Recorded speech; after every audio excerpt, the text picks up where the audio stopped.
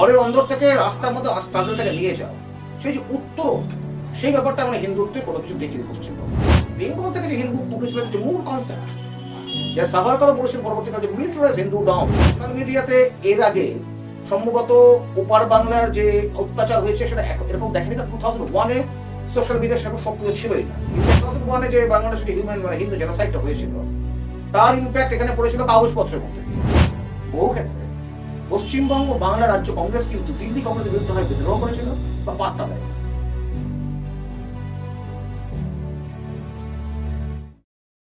হিন্দুত্ব এখানে এখনো পর্যন্ত প্রতিক্রিয়া থেকে ক্রিয়াশীল হতে গেলে যে রূপান্তরটা ঘটার প্রয়োজন, বা যেটা আমরা বলি দ্য মেটামরফোসিস, বা ধরুন যেটা আমরা বলি the praxis, translating an idea into action, তার জন্য একটা নতুন চেতনার প্রয়োজন আছে। কিন্তু এটাও ঠিকই যে হিন্দুত্ব যেভাবেই হোক না কেন, অন্তত মানুষ বুঝতে পারছে তার এই অস্তিত্ব সংকটে।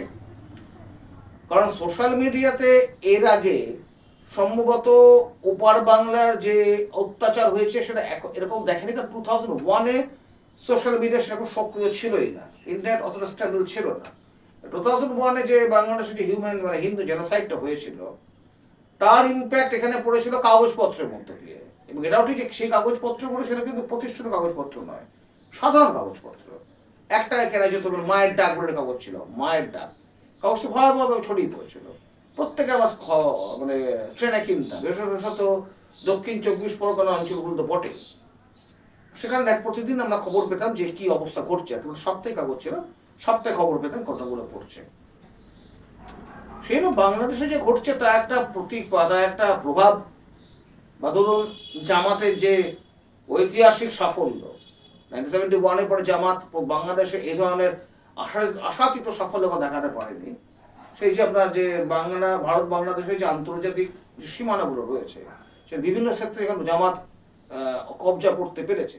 বেঙ্গল থেকে যে হিন্দুত্ব উঠেছিল যে মূল কনসেপ্ট, যা সাভারকারও বলেছেন পরবর্তীকালে যে মিলিটারাইজ হিন্দু ডাউন, ওই জায়গাটা যতক্ষণ না আসবে ততক্ষণ এই বাংলায় অন্তত হিন্দুত্বের সদর্থক ভিত্তি বা ক্রিয়াশীল হওয়াটা অত্যন্ত চাপের বা মুশকিল।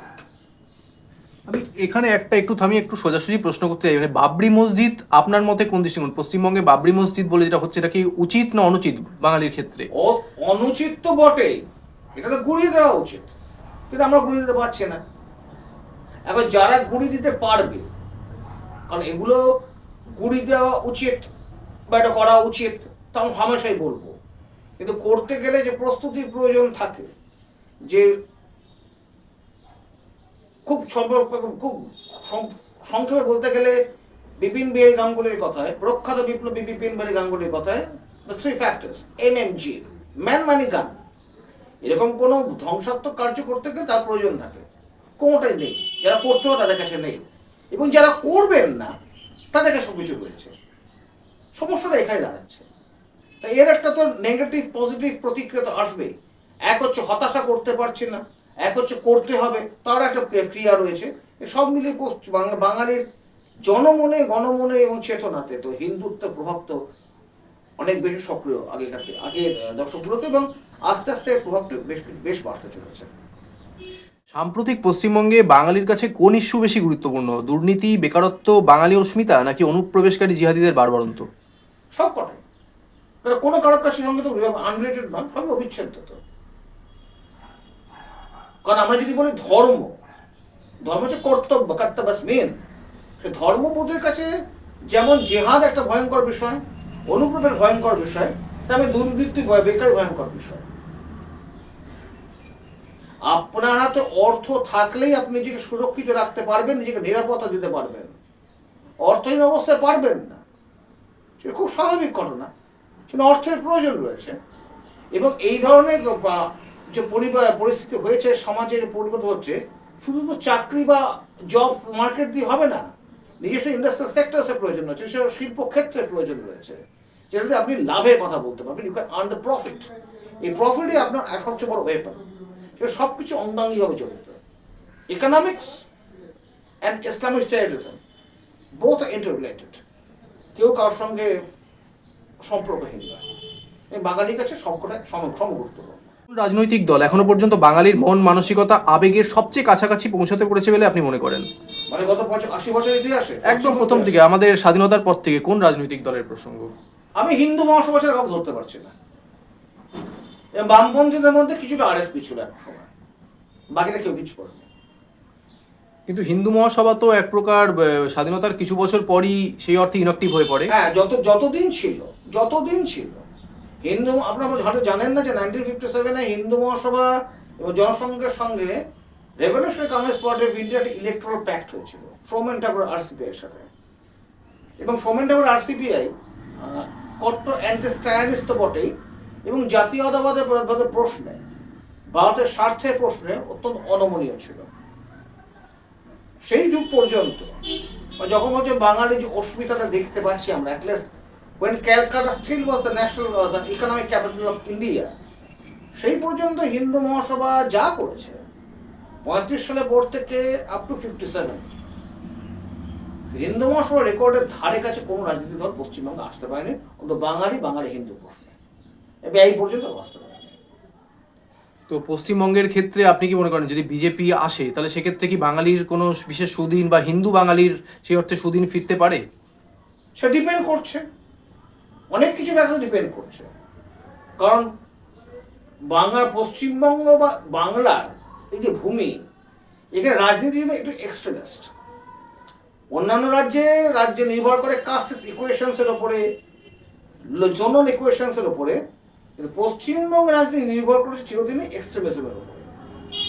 যে পার্টি সরকারের বিরুদ্ধে দাঁড়িয়ে লড়েছে, সংগ্রাম করেছে, রক্ত ঝরিয়েছে, রক্ত শহীদ হয়েছে, শহীদ কথাটা বলি না, মৃত্যু সরি মানে যারা লোক খুইয়েছে, বলিদান দিয়েছে, তারাই কিন্তু ক্ষমতা এসেছে।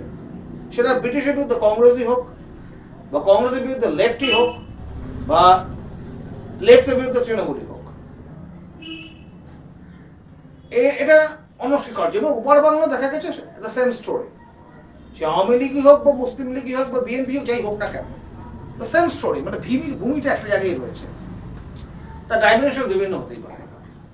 কিন্তু এখনো পর্যন্ত আমরা পশ্চিমবঙ্গে অন্তত বিজেপি পক্ষ থেকে সেরকম কোনো কিছু সক্রিয় দেখেনি। মানে সক্রিয়তা বলতে যে আপনি বললে সক্রিয় কি বলতে চান, রাস্তা শুধু মিছিল তা না, যে সক্রিয়তার মাধ্যমে রাজনৈতিক দল সরকারের কাছে একটা থ্রেট হয়ে ওঠে, যে শক্তির মাধ্যমে বিরোধী রাজনৈতিক চিন্তা সরকার আতঙ্ক হয়ে ওঠে, সেটা আমরা এখনো পর্যন্ত অর্থাৎ 2014 থেকে 2026 এই 12 বছর আমরা একবার দেখতে পাই। মানুষ জনসমর্থন এসেছে বিজেপি পক্ষে, সেটা তার জন্য সবচেয়ে বেশি দায়ী সোশ্যাল মিডিয়া, প্রধানমন্ত্রী মোদীজির সক্রিয় উপস্থিতি, অনেকগুলো ফ্যাক্টরস রয়েছে। কিন্তু যে প্রশ্নটা হলো আপনার এখানে, সেটা যদি হয়, it depends on several factors. কারণ তখন কিন্তু বাঙালি হিন্দু যে চেতনা, রাজনৈতিক মান ইত্যাদি, সেই অনুযায়ী চলতে গেলে